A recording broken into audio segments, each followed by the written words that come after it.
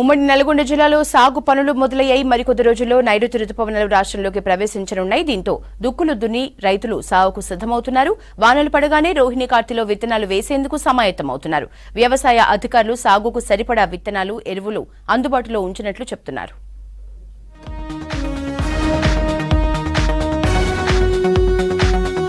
ఉమ్మడి నల్గొండ జిల్లాలోని పత్తి విత్తనాలు నాటేందుకు దుక్కులు సిద్ధం చేసుకుంటున్నారు రైతులు. నల్గొండ జిల్లాలో 11,18,000 ఎకరాల్లో పంటలు సాగవుతాయని వ్యవసాయ శాఖ అధికారుల అంచనా.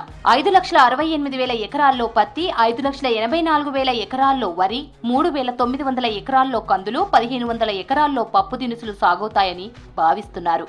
పత్తి విత్తనాలు 14,05,000 ప్యాకెట్లు అవసరం కాగా ఇప్పటి వరకు 6 లక్షల ప్యాకెట్లు అందుబాటులో ఉన్నాయని తెలిపారు అధికారులు.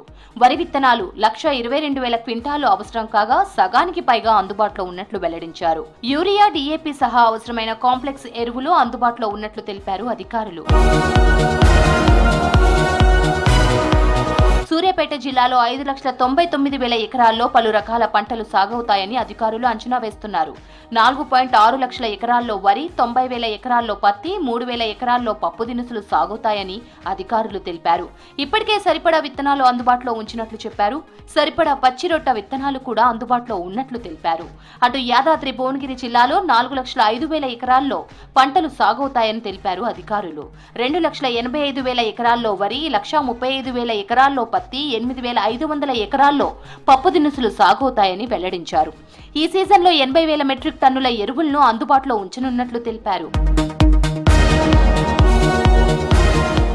పత్తి విత్తనాలపై వ్యవసాయ శాఖతో పాటు టాస్క్ ఫోర్స్ అధికారులు గట్టి నిఘా ఏర్పాటు చేశారు. 50 ప్యాకెట్ల కంటే ఎక్కువ తీసుకునే రైతుల వివరాలను సేకరించి క్షేత్రస్థాయిలో పరిశీలన జరపాలని అధికారులు నిర్ణయించారు. రైతుల వివరాలను తెలుసుకోవడంతో పాటు ఫిర్యాదులు చేసేందుకు టోల్ ఫ్రీ నెంబర్ ఏర్పాటు చేశారు. విత్తనాల అమ్మకం దుకాణాల్లో ఎరువులు, విత్తనాల స్టాక్ వివరాలను పరిశీలిస్తున్నారు. నల్గొండ కలెక్టర్ హరిచందన విత్తన అమ్మకం దుకాణాలను పరిశీలించారు. రైతులు లైసెన్స్ ఉన్న దుకాణాల నుంచే విత్తనాలు కొనుగోలు చేయాలని సూచించారు. బిల్లులను దాచిపెట్టుకోవాలని చెప్పారు. MRP కంటే ఎక్కువ ధరకు అమ్మితే కఠిన చర్యలు తీసుకుంటామని హెచ్చరించారు కలెక్టర్ హరిచందన. 864 రూపీస్ కి కాటన్ సీడ్ ఆఫీషియల్ గా దొరుకుతుంది. సో ఎక్కడ కూడా ఫార్మర్స్ అజిటేట్ అవ్వకూడదని వారిని మేము రిక్వెస్ట్ చేస్తున్నాం. ఇఫ్ ఎనీ సీడ్ డీలర్ మాకు ఎక్కడి నుంచైనా మీరు ఈ హెల్ప్ లైన్ కి కంప్లైంట్ చేయొచ్చు, ఆర్ మీ ద్వారా కూడా మాకు చెప్పండి. Any seed dealer who's doing any wrong practice, అంటే ఇప్పుడు చెప్పినట్టుగా లూజ్ సీడ్ అమ్మడం, ప్యాకెట్లో కాకుండా లూజ్గా సీడ్ అమ్మడం కానీ ఇలాంటివి చేస్తే కనుక వాళ్ళ మీద స్ట్రిక్ట్ యాక్షన్ ఉంటుంది. ఆల్రెడీ 2 డీలర్స్ మేము మిర్యాలగూడ అండ్ శాలిగౌరారం మండల్స్లో సీజ్ చేయడం జరిగింది. స్పూరియస్ సీడ్ అని police and agriculture teams. So వీటిని కూడా వాటి మీద స్ట్రిక్ట్ యాక్షన్ తీసుకున్నాము. మేము PD యాక్ట్ కూడా పెట్టడం జరిగింది. సో ఎవరికి కూడా ప్రాబ్లం ఉండకూడదు ఫార్మర్స్కి, and nobody should create any issues. రైతులు వీలైనంత వరకు సాయిల్ టెస్ట్ చేయించుకోవాలని అధికారులు సూచిస్తున్నారు. సాయిల్ టెస్ట్ చేసుకోవడం వల్ల ఎరువులు ఎంత మొత్తంలో ఉపయోగించాలో అర్థమవుతుందంటున్నారు.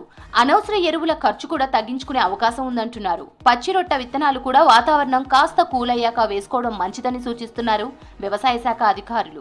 ముఖ్యంగా రైతులందరూ కూడా విత్తన విక్రయ లైసెన్స్, అధికారికంగా లైసెన్స్ ఉన్న డీలర్ దగ్గరనే కొనుగోలు చేయాలి. కొనుగోలు చేసే క్రమంలో తప్పనిసరిగా రసీదు తీసుకోవాలి. రసీదులో కూడా పూర్తిగా రైతు పేరు, తన ఇంటి పేరు, గ్రామం పేరు, తర్వాత తన యొక్క ఫోన్ నెంబర్ ఉంటే ఫోన్ నెంబరు, తర్వాత విధిగా డీలర్ సంతకం ఉండాలి, దాని మీద రైతు సంతకం కూడా ఉండాలి. రైతులందరూ కూడా ఖచ్చితంగా ఈ రసీదు భద్రపరచుకోవాలి. ఇది విత్తనం కానించి తర్వాత పంట కాలం పూర్తయ్యేంత వరకు కూడా భద్రపరచుకోవాలని చెప్పేసి రైతులకు తెలియజేస్తున్నాం. యాసంగిలో రైతులు మొత్తంగా నష్టపోయారు. వానాకాలంలోనైనా మంచిగా పంటలు పండి రైతులకు లాభాలు రావాలని ఆశిస్తున్నారు వ్యవసాయ శాఖ అధికారులు.